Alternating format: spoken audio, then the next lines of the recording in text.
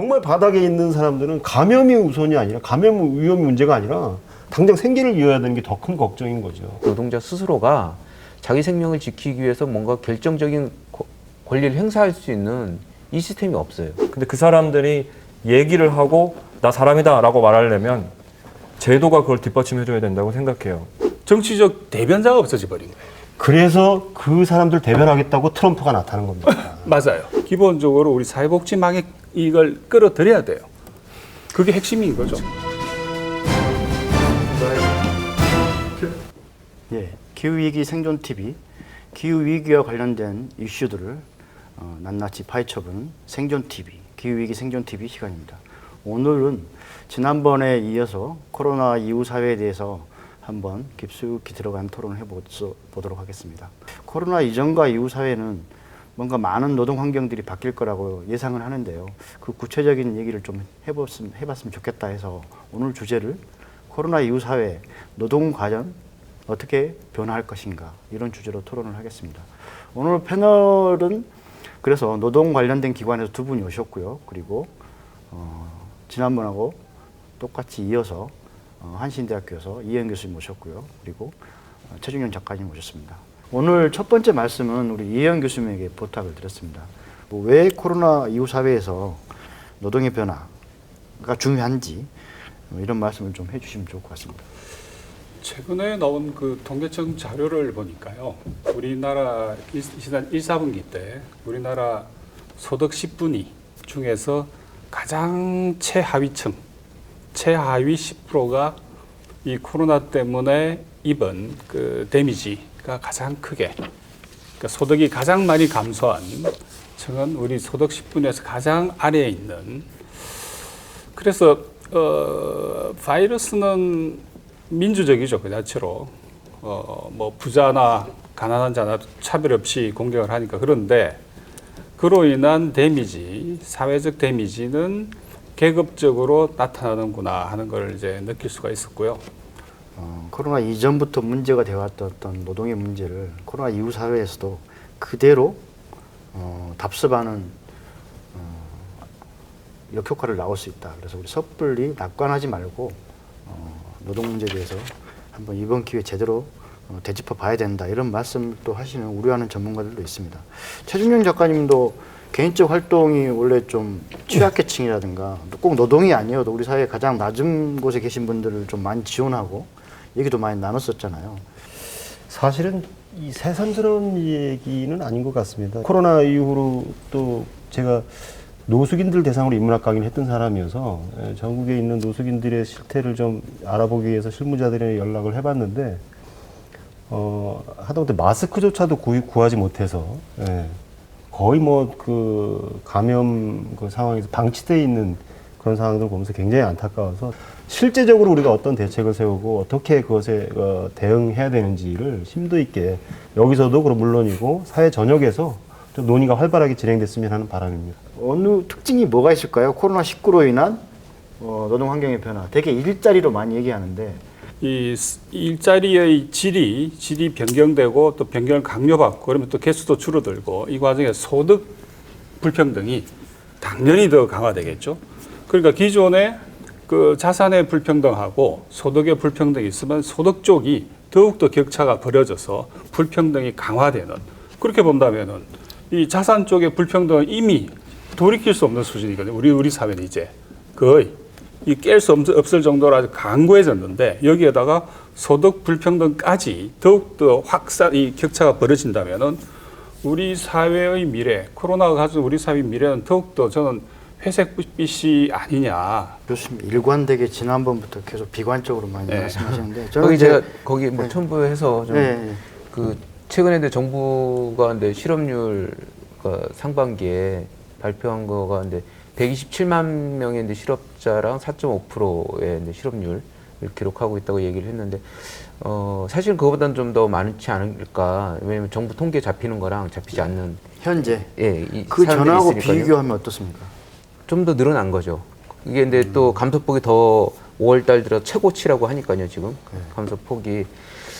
그리고 또 감소된 노동자층이 대부분 대면 접촉, 서비스를 하고 있는 노동자층이 많이 감소를 했고 그럼 차장님은 좀 구체적인 사례가 있나요? 이렇게 통계라든가. 지금까지 보니까 2,003명이 입국을 했대요. 원래는 3만 130명이 입국을 해야 되는데 지금 2,000명밖에 입국을 못했다고 하더라고요. 왜냐하면 입국 제한하는 국가들이 많고 이런 불안정 고용이 내국인 그 노동시장에서 자꾸 증가하게 되면은 그러면 이제 상대적으로 외국인 노동자들은 일을 하고 있는 그런 모습이 비춰지기 때문에 저 사람들은 우리들의 일자리를 침탈하는 사람들이다. 코로나 발생하고 나서 건설 현장에서 그런 일들이 있었어요. 그러니까 구로에 가면 구로 그 인력 시장이 있거든요. 예. 다들 일거리가 없으니까 코로나 터지고 나서 일거리가 없으니까 다들 나왔다 근데 돌아가는데 그때 우리나라 노동자들이 주로 얘기하는 게 우리도 일자리를 찾기 어려운데 외국인 노동자들까지 끼워가지고 더 어렵다고. 그러니까 근데 이게 코로나가 때문에 어렵다는 얘기를 안 하고 외국인 노동자 때문에 어렵다 이런 얘기를 하시더라고요. 지금 가장 낮은 바닥에서 가장 3D 업종, 더티 잡을 담당하고 있는 것은 다 그 사람들이잖아요. 지금 거의 농촌 이미 고령화 때문에 이미 무너진 상태 아닙니까? 우리나라 농업 농촌은 그걸 간신히 지탱해 주는 게 외국인 노동자들인데 농업 노동자죠. 이주 노동자들. 그런데 이게 막 이 사회적인 이 혐오 이것이 막 이 공기 바이러스처럼 이렇게 쫙 퍼지면서 거의 바이러스보다 더 빠른 속도로 퍼지는 것 같아요. 지금. 다른 차원에서 좀 고민을 해보는 거가 있는데요. 왜냐하면 지금 그럼 외국인 노동자를 계속 데려다 써야 되는 거냐? 또는 그럼 또 그런 취약한 노동자층을 계속 좀 유지해야 되는 거냐 하는 거죠. 이게 단순하게 노동 문제만이 아니라 경제적인 어떤 제도들 이런 부분들의 문제가 복합적으로 있고 그걸로 인해서 누가 이득을 제일 많이 보고 있느냐. 결국에는 이 문제는 우리가 지역적으로는 지금 지금 노동에 대한 얘기를 하고 있지만 커다란 우리 사회 시스템 자체가 근본적으로 그런 부분들의 문제를 안고 있기 때문에 노동자들이 그 피해를 온전히 당하고 있는. 노동 의지를 이끄는 그룹에서도 그런 고민이 좀 나와야 될 것 같아요. 이 코로나를 대하는 두 계층이 있는 것 같아요. 그러니까 대부분의 사람들은 코로나 감염을 걱정한다고 생각하지만 정말 최하층에 있는 노동자들은 감염을 걱정할 겨를이 없어요. 네, 감염되는 것보다 일자리 없어지는 게 더 두려운 거거든요. 당장 벌이가 안 생기는 거, 생계가 유지가 안 되는 게 더 시급한 문제이기 때문에 감염의 위험성이 있는 걸 알고도 그 일을 하러 가는데 그 행정명령으로 이제 영업이 완전히 다 중단이 된 거예요. 그래서 그 친구가 이제 생계를 위해서 물류회사를 간 거예요. C모로 시작하는 얼마 전에 그 확진자가 대량 배출됐던 노동 환경이 굉장히 안 좋은 곳으로 뉴스에 나왔죠. 거길 가고 있길래 제가 나름대로 조언한답시고 야, 너 거기 가지 마라. 거기 가면 확진자 나왔다는데 몇만 원 벌기 위해서 거기 갔다가 큰일 난다. 그랬더니 교수님은 돈이 많으신 분이니까 참 낭만적인 얘기를 한다는 거예요, 저보고. 저도 돈이 많은 사람이 아닌데도 불구하고. 그 얘기를 들으면서 돌아서는데 눈물이 핑핑 돌더라고요. 야, 그러니까 우리는 뉴스를 통해서 정부에서 확진자가 발생하면 그 근처 가지 마라, 동선을 파악해라, 이렇게 정말 그 감염을 우려하는 것이 뉴스의 대부분을 차지하고 있는데 정말 바닥에 있는 사람들은 감염이 우선이 아니라 감염 위험 문제가 아니라 당장 생계를 이어야 되는 게 더 큰 걱정인 거죠. 지금 우리가 보다 본질적인 측면을 봐야 된다는 거는 이런 문제들을 해결할 수 있는 근본적인 대처를 우리는 그동안 해왔는가? 사실 아니라는 거죠. 이게 예를 약간 들면요. 환상이 빠져 있다는 거죠. 예를 들면 그러니까 뭐냐면 지금 아까 전에 말씀드렸던 그 외주 하청 노동자들 이렇게 해고되는 문제도 이미 그것은 코로나 이전에도 김영균 청년 노동자 죽음 같은 경우도 보면 위험한 데는 다 비정규직 원래 늘상 다 들어가 있어요. 일이죠. 예, 늘상 있었던 일이에요. 1년에 몇천 명이 죽어나가는 그런 산재가 계속 발생을 하고 있고 그럼 코로나 때문에 특별한 거냐? 더 많은 거죠. 그 반복되고 있는 상황이고.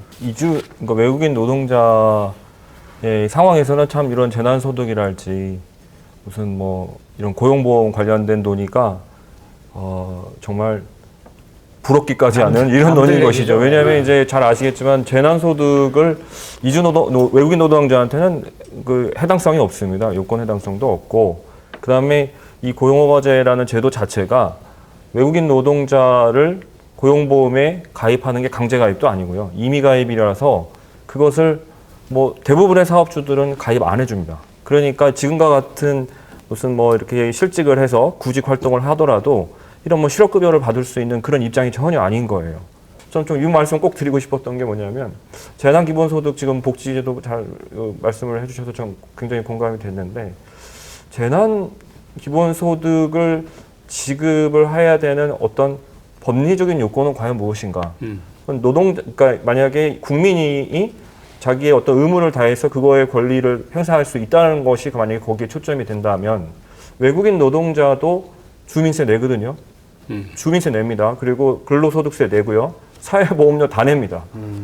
근데 그리고 한국 경제의 그 경제 기여도가 보니까 연 74조라고 합니다. 보니까.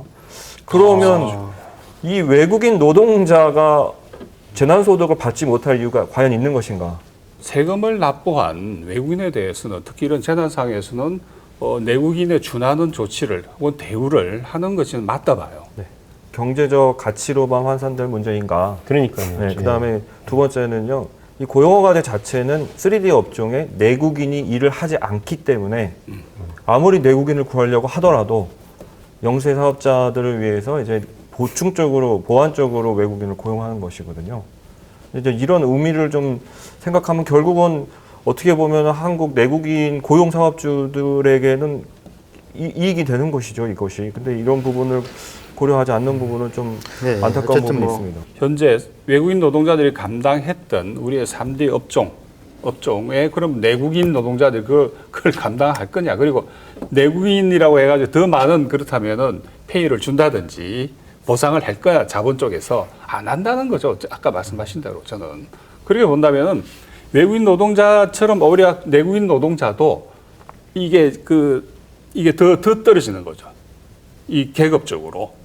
수익도 그렇고 이 소득도 그렇고. 원래 그 효과를 노리고 네. 지금 고용 허가제를 하는 거 아닐까요? 그러니까 그 부분만큼 내국인으로 채우고 월급 임금은 그 수준에 맞추고 외국인 그래서 수준. 코로나 이후에는 이게 어떻게 바뀌어야 됩니까? 그러니까 지금 이거를 갖다 그러면은 그쪽에 투입된 노동력은 노조도 없고 조직화도 안 돼 있다는 거죠. 아, 조직화. 예. 전혀 조직화가 안 돼 있잖아요. 그런 부분. 정치권이라든가 정부에서 알아서 해주기는 쉽지는 않을 거고, 이분들 스스로 뭔가 조직화해서 정치적 목소리를 낼 수 있게 뭐 돕거나 스스로 자구책을 구하는 이 방법이 가장 그렇죠. 복지 방안으로 끌어들여야 되는데 네. 아까 말씀드린 것처럼 뭐 재난 기본소득은 이건 일회성이니까 그걸로는 안 되는 거예요. 기본적으로 우리 사회복지망에 이걸 끌어들여야 돼요. 그게 핵심인 거죠. 그러니까 대부분은 맞벌이를 하고 있는데 지금 같은 상황이 발생하면 애를 어린이집에 못 맡겨요. 그럼 애를 데리고 있어야 되는데 그럼 맞벌이를 하는 사람 중에 누구 하나는 쉬어야 되는 거죠. 그런데 그러니까 월급까지 먹고 사는 집에서 수익이 반토막이 나는 거거든요.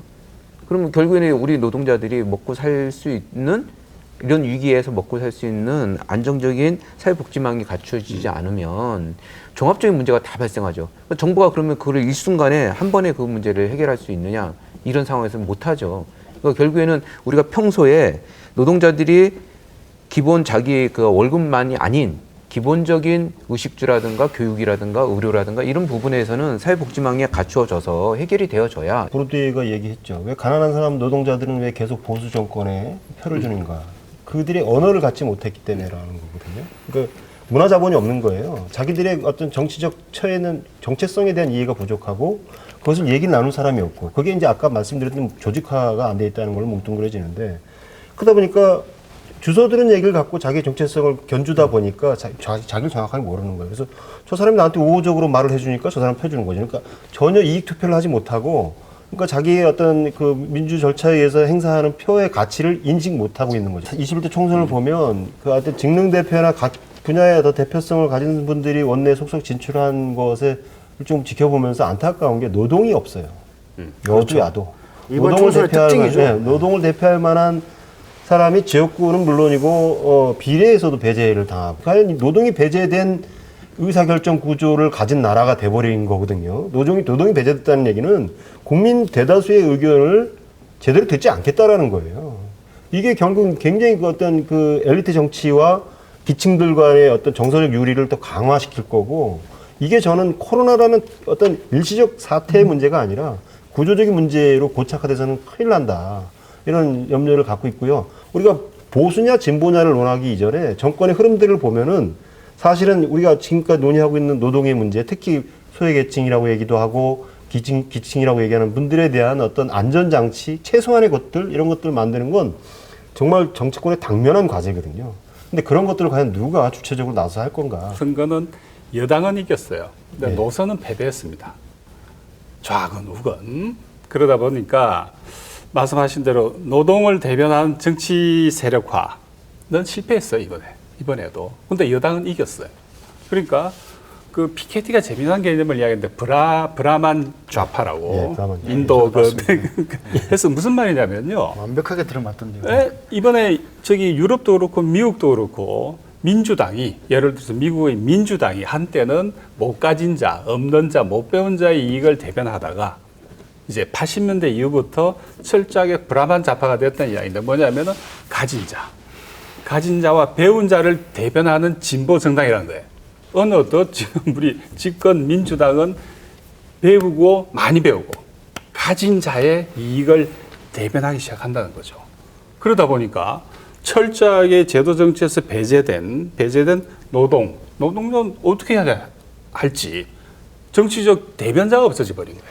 그래서 그 사람들 대변하겠다고 트럼프가 나타난 겁니다. 맞아요. 그러니까 레드넥이라고 해서 백인 사실 저소득자들이 민주당을 믿고 민주당 복지 정책을 따랐었는데 그들이 엘리트주의가 결국 자기들을 배제하더라. 뭐 이민 자유롭게 하고 뭐 그 외국인 장학생들 많이 받고 그러면서 그런 열패감을 갖고 있는데 그 부분을 파고 들어간 게 트럼프거든요. 그리고 우리나라 정치 세력화도 그러니까 지금 그 길로 가고 있던 거예요. 우리 일정 트럼프 기간이 이대로 흐르면 흉보면서 네, 그래 간다니까요. 그렇게 가고 있다. 이제 서민과 중산층입니다. 맞아. 그죠? 그래가지고 민주당의 어떤 대표 이념으로 서민과 중산층을 대변하는 정당, 민주당 이래 돼 있는데 이제부터는 저는 그래 봅니다. 일종의 브라만 좌파의 한국형이죠. 그래서 가진 자와 동시에 다른 한편으로 배운 자의 엘리트죠. 결국은. 네. 그리로 갈 거라 봐요. 노동자는 자기 일인데 그리고 코로나에서 만약 그게 걸리면 자기 생명이 위협받는 일인데 그럼 결국에는 가장 밀접하게 그것을 결정해야 될 상황에 봉착해 있는 노동자 스스로가 자기 생명을 지키기 위해서 뭔가 결정적인 권리를 행사할 수 있는 이 시스템이 없어요. 붙여서 제가 좀 말씀드리고 싶은 건 굉장히 그런 비정규 노동자들의 어려운 그 구조에 진입할 수 없는 정치적 그 구조에 진입할 수 없는 어려움이 있는데 이주 노동자는 외국인 노동자는 완전히 더 완전한 배제죠. 그렇죠. 뭐 케빈 그레이라는 학자는 계급 이하의 계급으로 이렇게 표현을 했는데 그 외국인 노동자는 뭐 이 고용허가제 틀 안에서 하루에 12시간, 무슨 14시간 이렇게 일하느냐고 바빠가지고 그리고 단기간 빨리 일하고 나가야 하기 때문에 그냥 뭐 그런 정치 조직화가 될 수 있는 상황 자체가 아예 안 되는 거예요. 오늘 우리가 주요하게 얘기한 거는 결국은 그래도 스스로 뭔가 목소리를 낼 수 있는 어떤 조직화 문제라든가 그리고 이분들을 옆에서 도와줄 수 있는 기존의 노동운동, 시민사회 세력들이 이 세력들을 어떻게 사회 안전망 그러니까 교수님 아까 말씀하신 것처럼 사회복지망으로 끌어들여야 되는 거고 이거를 그냥 일방적으로 수혜하듯이 끌어들인 게 아니라 스스로 정치적 목소리를 낼 수 있게 조직하고 도와서 들어올 수 있게 하는 방법 이게 가장 제가 보기엔 좋은 해법이고 그와 동시에 이제 국가 정책들이 있어야겠죠. 역사를 공부하는 이유가 미래의 대안을 얻기 위해서가 아니라 현재의 지평을 넓히기 위해서 공부하는 것이듯이 지금 현재 우리가 지금 여기에서 어떤 활동을 하느냐가 우리 역사를 스스로 만들어 나가는 거라고 생각합니다. 외국인 노동자가 자기 목소리를 내게 하는 것, 지금 이 고용허가제 하에서 그럼 무엇이 필요할까라고 제가 생각했을 때는 지금 고용허가제는 단기 순환 구조거든요. 그래서 빨리 일하고 얼른 가야 되고 무슨 목소리를 낼 시간 자체가 없습니다. 근데 그 사람들이 얘기를 하고 나 사람이다 라고 말하려면 제도가 그걸 뒷받침해줘야 된다고 생각해요. 즉 무슨 말씀이냐면 한국에 체류할 수 있는 기간이 안정적으로 보장돼야 그런 말도 할 수 있고 노동자로서의 같은 계급적인 연대성도 가질 수 있다라고 생각을 합니다. 그래서 제도적으로 그런 가교를 좀 조금씩 만들어 나가는 것이 사실은 현실적인 대안이 되지 않을까 이렇게 생각을 합니다.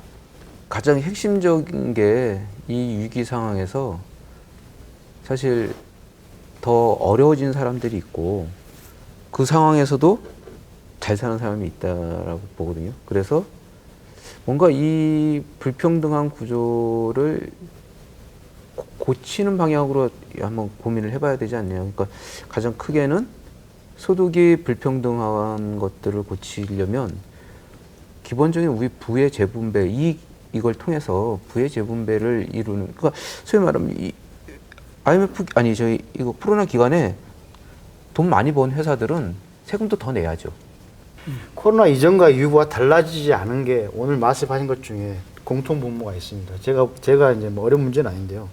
결국은 이 불완전한 분들이 스스로 조직하고 스스로 목소리 낼 수 있게 해야 되고 또 스스로 본인을 도와야 되고 또 시민사회나 기존에 예를 들면 어떻게 보면 비주류가 아닙니다. 노동운동, 시민사회운동 거의 우리 사회 안에서 목소리를 잘 낼 수 있기 때문에 이분들을 도와야 된다 이런 거죠. 다만 기존의 거대 정치 세력한테 일방적 의존이 아니라 그분들도 긴장하고 유권자로서 이분들을 뭔가 대변할 수 있게 좀 하는 것도 중요하겠죠. 이 부분에 좀 포커스를 맞춰준 것 같아요. 교수님도 마무리 바랍니다. 예, 피케티가 이야기한 재미난 제안을 하나만 말씀을 드리면은 그 의회적 방법 혹은 그 비폭력적 방법으로 우리가 대안을 고민할 때 특히 미래 사회를 설계할 때 그 아까 세금 조세제도 말씀을 하셨는데 그래서 강력한 누진소득세. 예. 그러니까 소득 부분, 그 다음에 자산 부분, 각각에 대한 강력한 누진세, 그걸 한번 적극적으로 고민할 때가 되었구나 하는 생각을 합니다. 개인적으로는. 이 해법들도 계속 기후위기와 곁들여서 이게 실현 가능한지, 그리고 어느 세력이, 어느 주체가 주도적으로 이걸 이끌어 가야 되는지 이런 얘기들은 앞으로 계속 해나가야 될 것 같습니다. 그리고 이 작은 공간에서 너무나 많이 부족하기 때문에 여기에 참여하는 많은 분들이 각자가 속한 공간에서 그런 해법들과 관련된 주제들로 많은 이야기를 만들고 또 이게 제도 정치에 반영될 수 있고 오늘 다 다루지 못한 얘기는 이후에 기후위기 생존TV에서 다루는 여러 이슈들에서 차근차근 다룰 수 있고 직접 실행 가능한 정책과 제도를 중심으로 한번 지속적으로 다뤄볼 수 있도록 하겠습니다. 오늘 토론에 참여해 주셔서 굉장히 고맙고요. 다음에도 기회가 되면 다시 뵙겠습니다. 예, 오늘 이것으로 마치겠습니다. 고맙습니다.